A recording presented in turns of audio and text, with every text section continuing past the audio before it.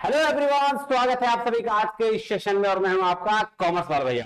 देखिए जी, अभी हमारी टीजीटी की क्लास जो है वो लगातार चल रही है और उसकी वैकेंसी तो आएगी, है ना। और उसका जो कोर्स है वो हमारे ऐप पे भी आपका अवेलेबल है। अब हम आज जो डिस्कस करने जा रहे हैं वो जेएसएससी पीजीटी की है। अभी वैकेंसी भी आई थी, अभी नौकरी भी लोगों की लगी, अब फिर से वैकेंसी जरूर आएगी। ऐसा थोड़ी एक बार नौकरी लग गया फिर वैकेंसी आएगी नहीं, ऐसा तो नहीं है। तो पीजीटी का भी हमने कोर्स शुरुआत करा है। पीजीटी कौन सा सर? पीजीटी कॉमर्स का, है ना। तो पीजीटी कॉमर्स की वैकेंसी जो है वो हर जगह, जैसे अभी उत्तर प्रदेश यूपी में आने वाली है, मतलब उसके बाद फिर आपके अदर स्टेट्स में भी पीजीटी की वैकेंसी आती है। ईएमआरएस पीजीटी है, तो ऑलमोस्ट ना सिलेबस एक ही जैसा है, थोड़ा बहुत का डिफरेंस है, वो उससे कोई फर्क नहीं पड़ने वाला। जिसका जो डिफरेंस होगा वो मैं उसके रिलेटेड आपको वीडियोस प्रोवाइड कर दूंगा, तो टेंशन लेने की कोई बात नहीं है। आज फिलहाल जो हम लोग डिस्कस करने वाले हैं वो है जेएसएससी पीजीटी का सिलेबस। किसका? जेएसएससी पीजीटी का। ठीक है, तो ज्यादा लेट ना करते हुए चले चलते हैं अपने क्लास की और फिर क्या करेंगे सर? अपना क्लास देखेंगे। आइए शुरू करें। सबसे पहले क्या, देखिए आपको नोट्स चाहिए, पीडीएफ चाहिए जेएसएससी पीजीटी टीजीटी से रिलेटेड, तो आप ये टेलीग्राम चैनल ज्वाइन कर लीजिएगा। इस टेलीग्राम चैनल पर मैं सारा नोट्स डाल दिया कर दूंगा, है ना।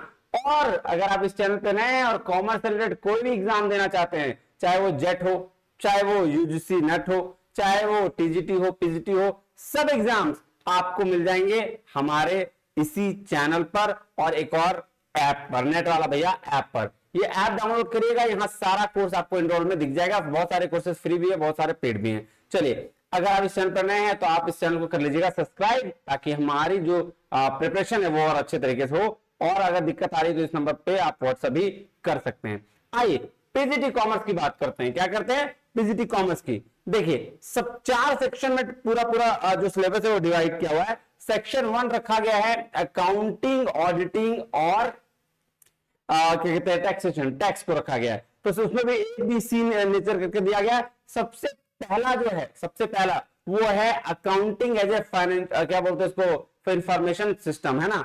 तो अकाउंट में क्या है? फाइनेंशियल इंफॉर्मेशन सिस्टम क्या होता है? बिहेवियरल साइंस का इंपैक्ट पूछा है ना। मेथड ऑफ अकाउंटिंग, जो प्राइस लेवल चेंजेस करते हैं, तो सर इसको इन्फ्लेशन अकाउंटिंग बोलते हैं, उसके बारे में, जैसे with particular reference to current purchasing power, है ना। Advance problem of company accounts. अब देखो इन्फ्लेशन अकाउंटिंग में करंट परचेजिंग पावर ये सब मेथड आ जाते हैं। अब पूछा है advance problem of company accounts, तो सर कंपनी अकाउंट में क्या क्या चीज आती है? वो चीज जैसे अमलगमेशन पढ़ना है, अब्जॉर्प्शन पढ़ना है, रिकंस्ट्रक्शन ऑफ कंपनीज पढ़नी है, फिर होल्डिंग कंपनी क्या होता है ना। होल्डिंग कंपनी क्या होता है, सब्सिडरी कंपनी क्या होता है, इसके बारे में डिटेल में चर्चा करनी है। तो कंपनीज खत्म। अब आ जाइए सर कहां? पार्टनरशिप में। Valuation of shares and goodwill, इसका मतलब पार्टनरशिप पढ़ना है। वहां पे शेयर्स कितना, इश्यू ऑफ शेयर क्या होगा, फॉरफीचर ऑफ शेयर क्या होगा, गुडविल क्या होगी, ये सारी चीजें आपको क्या करनी है? पढ़नी है। उसके साथ controllership functions, property control, legal और मैनेजमेंट, ये भी पढ़ना है। क्या कि कंट्रोलरशिप फंक्शंस कैसे काम करते हैं, ये हो गया। तो ए में ये पढ़ना है। बी में है important provision of income tax. देखिए इनकम टैक्स में आप देखिए पूरा का पूरा साल लग जाता था पढ़ने में, है ना। तो यहां हम वही चीज पढ़ेंगे जो आपके एग्जाम के पर्पज से क्या है, जरूरी है। ठीक है ना। इनकम टैक्स 1961 पढ़ना है। Definition, charge of income tax कैसे होगा ये पढ़ना है। एग्जेम्पशंस पढ़ने हैं, है ना। डेप्रिसिएशन, इन्वेस्टमेंट अलाउंसेस पढ़ने हैं। Simple problems of computation of income की, इनकम जो है वो कंप्यूट कैसे होता है अलग अलग हेड्स में, है ना। अलग अलग हेड्स में मतलब पूरा इनकम टैक्स ही पढ़ने बोल दिया। ये सैलरी हो गया, है ना, हाउस प्रॉपर्टी हो गया, ये सारे जो 5 हेड है उसकी डिटेल में चर्चा करनी है। ठीक है। Of accessibility, income tax authorities की बात करनी है, सीबीडीटी, है ना, central board of direct tax, indirect tax, ये उसकी बात करने की बात कर रहा है। तो पूरा पूरा इनकम टैक्स आपको इसमें पढ़ना है।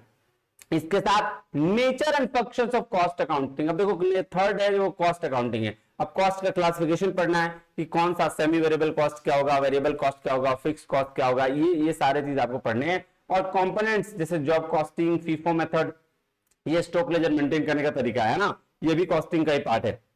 FIFO, LIFO, weighted average methods, calculating units of production, है ना, reconciliation of cost and financial accounting, ठीक है, मार्जिनल कॉस्टिंग, फिर कॉस्ट वॉल्यूम प्रॉफिट एनालिसिस, है ना, ये पढ़ना है।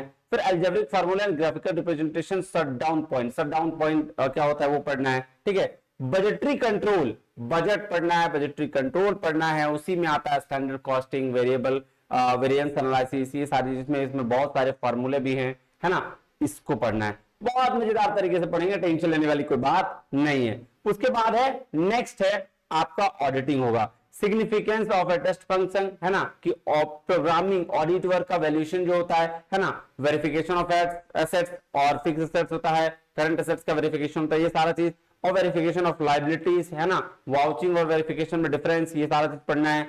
ऑडिट ऑफ लिमिटेड कंपनीज, जो लिमिटेड कंपनी यानी पब्लिक कंपनी का जो है उसका ऑडिट कैसे होता है, अपॉइंटमेंट कैसे होता है ऑडिटर का, पावर और ड्यूटीज या लाइबिलिटीज क्या होती हैं ऑडिटर की, ये वेरी वेरी इंपॉर्टेंट है, याद रखिएगा। और ऑडिटर्स का रिपोर्ट जब वो बनाता है, 4 तरीके की रिपोर्ट बनाता है, वो चारों रिपोर्ट्स के बारे में हमें डिटेल में चर्चा करनी है, ठीक है। चलिए, transfer of shares, special point in the audit of banking and insurance companies. देखो बैंकिंग और इंश्योरेंस कंपनीज पर क्या क्या जो ऑडिट के स्पेशल पॉइंट है उसको हमको ध्यान में रखना है। चलिए नेक्स्ट जो सेकंड यूनिट है, देखो फर्स्ट यूनिट में 4 सब्जेक्ट्स था आपका, है ना, कॉस्ट, ऑडिट, इनकम टैक्स और अकाउंट, ठीक है, उसमें लिमिटेड चीजें। अब सेकंड में है फाइनेंस और फाइनेंशियल इंस्टीट्यूशंस, मतलब बिजनेस फाइनेंस, फाइनेंशियल मैनेजमेंट की बात कर रहा है, और फाइनेंशियल इंस्टीट्यूशन बैंकिंग की बात कर रहा है, ये दोनों है। आओ देखते हैं क्या क्या पूछा गया। देखो concept and scope of financial management, ठीक है, कि क्या होता है फाइनेंशियल मैनेजमेंट, क्या क्या पढ़ना है हमें। फाइनेंशियल गोल ऑफ कॉर्पोरेशन, जैसे कैपिटल बजटिंग पढ़ना है, उसमें रूल्स ऑफ थंब और डिस्काउंटेड कैश फ्लो का अप्रोच पढ़ना होगा, है ना।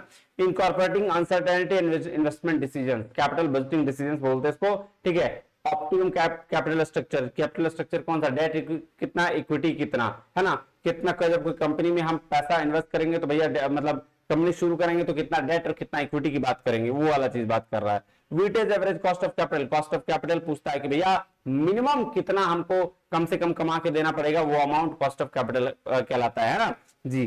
तो controversy surrounding the Modigliani and Miller model, देखो मोदी चाचा छोड़ने वाला नहीं है, तो मोदी गिलानी और मिलर मॉडल जो होता है हर जगह आपका डिविडेंड में भी होगा, यहां भी होगा, तो आपको ये भी पढ़ना है। Source of raising short term, intermediate and long term finance, source of finance की भी चर्चा करनी है, जो सबसे पहले होगा, जैसे debt, equity, share capital, preference, ये सारा सोर्स ऑफ फाइनेंस है ना, और लॉन्ग टर्म में भी और बहुत सारे सोर्स है, सबकी चर्चा में डिटेल में करनी है। Role of public and convertible debentures, इसका भी बात करना है कि कन्वर्टेबल डिबेंचर्स क्या होता है। Norms and guidelines regarding debt equity ratio, तो उसके लिए रिगार्डिंग क्या क्या रेशियो, जैसे डेट और इक्विटी का जो रेशियो होता है उसके रिगार्डिंग क्या क्या नॉर्म्स हैं, है ना। डिविडेंड थ्योरी की बात कर रहे हैं, डिविडेंड पॉलिसी की, है ना, जिसमें वॉल्टर मॉडल, लिंटर मॉडल वे इंपॉर्टेंट रखा गया है। Structure of working capital, working capital भी हमें पढ़ना है। ओवरऑल बात करें तो पूरा फाइनेंस में दिया गया है, वर्किंग कैपिटल में variable effective in the level of different components, ठीक है। उसमें पूछा cash flow approach forecasting working capital की, कैश फ्लो अप्रोच क्या होगा जब वर्किंग कैपिटल का बात होगा, ठीक है, उसकी भी चर्चा करनी है ना। उसके बाद है profiles working capital in Indian industries, के इंडियन इंडस्ट्रीज में वर्किंग कैपिटल का क्या प्रोफाइल है, क्या कहानी है, उसके बारे में बात करना है। कह रहा है क्रेडिट मैनेजमेंट और क्रेडिट पॉलिसी पढ़नी है। Consideration in tax to the relation in financial planning and cash flow statement, तो ये बात करना है कि टैक्स प्लानिंग का फाइनेंशियल प्लानिंग का टैक्स पे और कैश फ्लो का टैक्स पे क्या इंपैक्ट पड़ रहा है। तो मिला जुला के ये पूरा फाइनेंस का चीज है, क्या है, फाइनेंस का चीज है। चलिए बी है organisation and deficiency of Indian money market, इसका मतलब क्या है, बैंकिंग का सारा है, क्या है, बैंकिंग का है। हमें पढ़ना है Indian money market structure, assets and liabilities of commercial bank, achievement and failure of nationalisation, ये भी बात हमें पढ़नी है। आरआरबी का डिटेल पढ़ना है, ठीक है, आरआरबी में क्या हुआ था, कब आया था आरआरबी, 1976 है ना, इसके बारे में डिटेल में डिस्कस करनी है। Recommendation of Tandon committee, Tandon committee के रिकमेंडेशन है किस पर, बैंक क्रेडिट पर, बैंक क्रेडिट पर रिकमेंडेशन है। उस रिकमेंडेशन में 3 रिकमेंडेशन दिए गए थे, उससे सवाल पूछे जाते हैं, तो उसको भी हमें पढ़ना है, ठीक है जी। 1976 एंड रिवीजन बाय चोर कमेटी, चोर कमेटी, ये इसके बाद चोर है, चोर जो बोलना है वो बात है, उसी की बात करना है, ठीक है। An assessment in the monetary and credit policies of reserve bank of India, reserve bank of India कैसे मॉनेटरी पॉलिसी रेगुलेट करती है, कैसे मॉनेटरी पॉलिसी और क्रेडिट पॉलिसी पे काम करती है, उसकी चर्चा हमें करनी है। Constitute of Indian capital market, Indian capital market का कॉन्स्टिट्यूट डिस्कस करना है। Functions and working of all India term financial institution, देखो 4 बैंक है, आईडीबीआई, आईएफसीआई, आईसीआईसीआई और आईआरसीआई, इसके बारे में फंक्शंस और इसका डेट, ये सारी चीजें याद करनी है। Investment policies of life, LIC के बारे में डिटेल में पढ़ना है। UTI, unit trust of India के बारे में डिटेल में पढ़ना है। उसका present state of stock exchange क्या है और उसके रेगुलेशंस क्या है, उसकी बात करनी है। फिर है provision of negotiable instrument act 1881, एक नेगोशिएबल इंस्ट्रूमेंट एक्ट की भी हमें पूरा चर्चा करनी है क्योंकि इससे सवाल पूछे जाते हैं। आइए, उसके बाद है crossing and endorsement with a particular reference of statutory provision to the collector bank, तो ये इसी का पार्ट है, किसका है, इसी का पार्ट है ना। उसके बाद sale and provision of banking regulation act, अच्छा बैंकिंग रेगुलेशन एक्ट का कुछ प्रोविजंस पढ़ना है, वो भी इंपॉर्टेंट है, with regarding to chartering supervision and regulation of banks, तो इसके रिगार्डिंग आपको बैंकिंग रेगुलेशन एक्ट भी पढ़ना है जो हम लोग डिटेल में पढ़ेंगे, टेंशन लेने वाली कोई बात नहीं है। अब थर्ड पार्ट, यहां तक तो प्रैक्टिकल बहुत सारा था, थर्ड जो है ऑर्गेनाइजेशनल थ्योरी और इंडस्ट्रियल रिलेशन, ठीक है, बेसिकली ये थर्ड दिया है, फोर में इंडस्ट्रियल रिलेशन भी होगा, देखो इंडस्ट्रियल रिलेशन है ना जी। तो थर्ड में हम ऑर्गेनाइजेशनल थ्योरी की बात करते हैं, टोटल ऑर्गेनाइजेशन है, यहां पे आपको ए टू जेड चीजें जो है ऑर्गेनाइजेशन से रिलेटेड मिलेंगे। देखें, देखिए nature and concept of organisation, भैया ऑर्गेनाइजेशन क्या है, प्राइमरी और सेकेंडरी गोल्स क्या है, गोल और मल्टीपल गोल्स के बारे में पढ़ना है, जैसे चेन डिस्प्लेसमेंट, इससे क्वेश्चन बहुत पूछा जाता है, सक्सेशन, एक्सपेंशन और मल्टीप्लिकेशन ऑफ गोल्स, तो गोल्स, टाइप्स ऑफ गोल्स बहुत पूछे जाते हैं, सवाल इससे आता है। टाइप बोलता है फॉर्मल ऑर्गेनाइजेशन के टाइप क्या है, इससे भी सवाल पूछे जाते हैं कि स्ट्रक्चर क्या होता है, लाइन ऑर्गेनाइजेशन क्या होता है, स्टाफ क्या होता है, फंक्शनल क्या होता है, मैट्रिक्स क्या होता है, प्रोजेक्ट क्या होता है, ये सारे जो है फॉर्मल ऑर्गेनाइजेशन के टाइप्स है जो आप नॉर्मल ऑर्गेनाइजेशन में देखते हैं कि जहां हम काम करने जाते हैं। इनफॉर्मल ऑर्गेनाइजेशन की भी बात करनी है कि उसका फंक्शन और लिमिटेशन क्या होता है। इनफॉर्मल ऑर्गेनाइजेशन कह रहे हैं मतलब जो आप घर के आसपास जो बात करते हैं, जो बातें होती है उसमें से।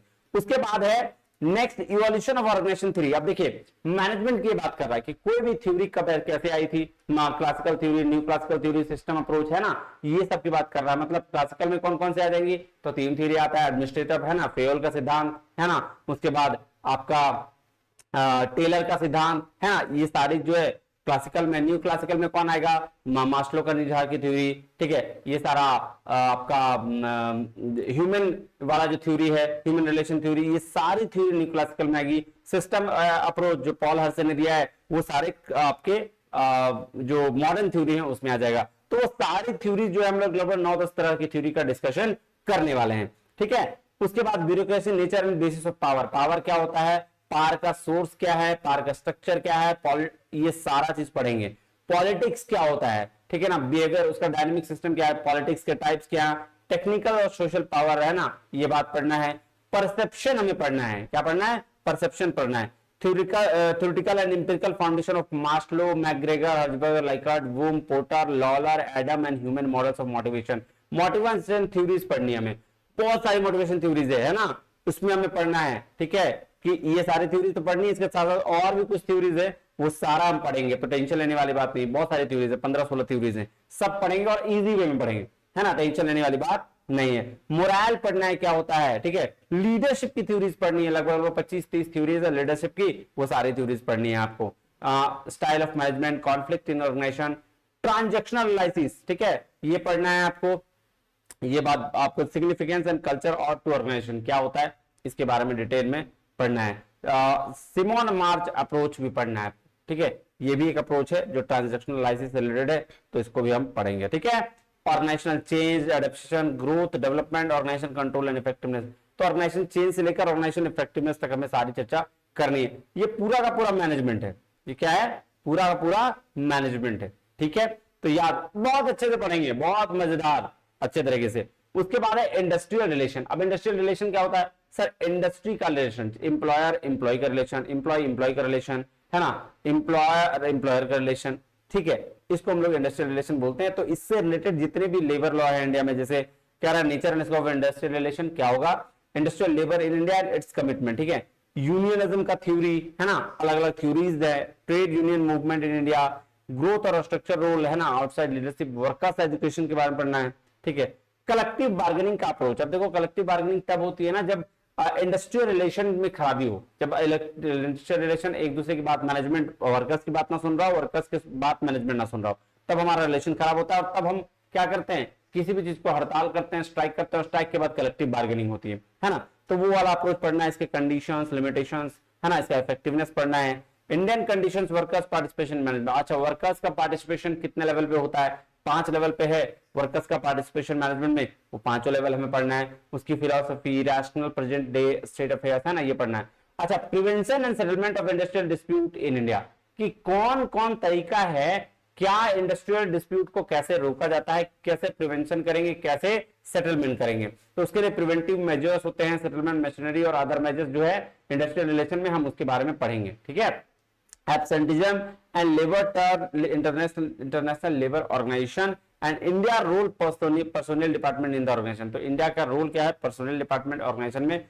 वो भी पढ़ना है। Executive development, personnel policies, personal audit and personal research, ये सारी चीजें पढ़नी है। तो देखो इंडस्ट्रियल रिलेशन की रिलेटेड ज्यादा चीज है ना, इसको कोरिलेट करके पढ़ना कि पहले इंडस्ट्री में रिलेशन क्या हुआ, खराब हुआ तो स्ट्राइक हुआ तो फिर कलेक्टिव बार्गेनिंग हुई, और जब कलेक्टिव बार्गेनिंग से भी बात नहीं बना तो बात किससे बना, वर्कर पार्टिसिपेशन मैनेजमेंट से, और जब वर्कर्स का पार्टिसिपेशन हुआ मैनेजमेंट में तो भाई साहब फिर क्या हुई, फिर हम अपने डिस्प्यूट को अलग तरीके से देखने लगे, और कुछ जब अपना डिस्प्यूट सही तरीके से अपने पास नहीं सॉल्व होने लगा तो फिर हम कोर्ट गए, और कोर्ट में फिर इंडस्ट्रियल डिस्प्यूट कैसे हुआ और उसका सॉल्यूशन कैसे हुआ उसके भी चर्चा हमें डिटेल में करनी है। तो ये रहा एक ओवरऑल सिलेबस जिसकी हमें चर्चा करनी है। हम फ्राइडे और सैटरडे ये 2 दिन जो है यूट्यूब पे आपका क्लास आएगा, ठीक है, और इससे टीजीटी की चलेगी। बाकी MW और TT है ना, ट्यूसडे और थर्सडे। तो MW में मैं क्लास लूंगा आपका सेक्शन 1 टीजीटी का, और TT में लेंगे हेमंत सर ये सेक्शन 2 सेक्शन 2, ठीक है। और फिर फ्राइडे और सैटरडे को मैं क्लास लूंगा पीजीटी का। बाकी और डिटेल में अगर क्लास पढ़नी है तो नेट वाला भैया ऐप डाउनलोड करिएगा, वहां पे आपको कोर्स एनरोल मिल जाएगा। ठीक है जी, चलिए तो आज के लिए इतना है, मिलता है अगले वीडियो में, तब तक के लिए बहुत बहुत धन्यवाद, थैंक यू वेरी मच, जय हिंद।